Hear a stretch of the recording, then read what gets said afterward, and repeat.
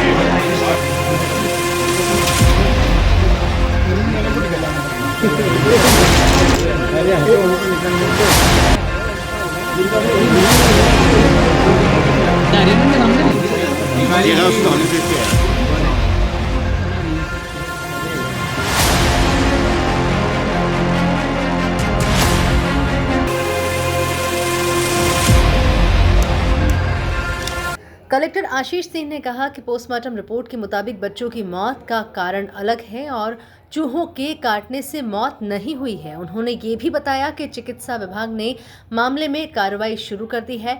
साथ ही एक कमेटी बनाई गई है और रिपोर्ट के आधार पर जो भी दोषी पाया जाएगा उसके खिलाफ सख्त कार्रवाई की जाएगी। देखिए, जो घटना हुई थी विगत दिवस और उसका एक वीडियो भी आया था जो बच्चों को चूहे द्वारा काटे जाने का, निश्चित रूप से बहुत ही ऐसी दुर्भाग्यपूर्ण घटना थी। और उस संबंध में जो एडमिनिस्ट्रेशन है हॉस्पिटल का और इसके अलावा जो विभाग है उनके द्वारा कल कार्रवाई भी की गई है।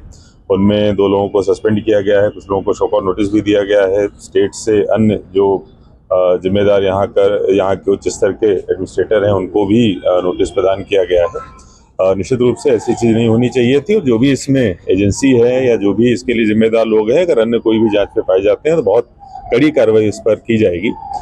इसके अलावा जहाँ तक बात है कि जो 2 बच्चों की जो एनआईसीयू में थे जिनकी डेथ हुई है, तो उसमें जो पोस्टमार्टम हुआ है और जो स्थिति थी, जो कारण है डेथ के, वो पूरी तरीके से अलग है। उसमें से एक बच्चे की जिसकी कल डेथ हुई थी, उसमें जो मल्टीपल ऑर्गन फेल्योर उसके हुए थे और पहले से ही जो दोनों बच्चे थे, एक का वजन 1 किलो, एक का वजन 1.5 किलो के आसपास था। दूसरे बच्चे के भी जो इंटेस्टाइन थी वो डेवलप नहीं हुई थी। तो जो पोस्टमार्टम में चीज़ें निकल के आई हैं, निश्चित रूप से अभी जो प्रेस कॉन्फ्रेंस बुलाई गई है डीन साहब के द्वारा और सुप्रिंटेंडेंट के द्वारा, ये लोग आपके जो दूसरे सवाल हैं उनका जवाब देंगे। लेकिन अभी जो वर्तमान में मेरे द्वारा भ्रमण किया गया है कि वैसी स्थिति दोबारा निर्मित ना हो, ये कैसे सुनिश्चित किया जाए, इसके लिए जो पेस्ट कंट्रोल और सारी चीज़ें हैं उनको एक और इंडिपेंडेंट एजेंसी को भेजकर हम लोग ऑडिट भी कराएंगे। अगर उसमें कोई समस्या दिखेगी तो हम लोग उस पर करेक्टिव मेजर्स भी लेंगे।